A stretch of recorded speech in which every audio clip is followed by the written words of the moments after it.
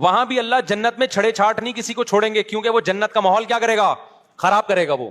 یہی طارق مسعود یوٹیوب پر بدبخت انسان کہ اللہ قیامت کے دن نوجوانوں کو چھڑا نہیں رکھے گا، قبارہ نہیں رکھے گا، اس کی بک بک سنو. کہتا کیا؟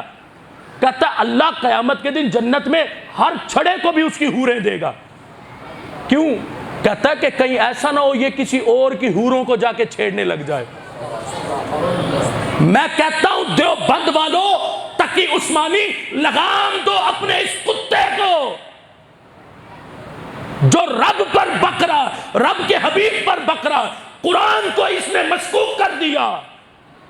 وہ صحابہ جنہوں نے قرآن لکھا، اس نے ان پر سے امت کا اعتماد اٹھانے کی کوشش کی. کتنے لحاظ سے یہ توہینوں کا مرتکب ہو رہا ہے. لگام دو، پھر کہہ رہے ہیں اس کو روکو، اس کو، ورنہ اللہ کا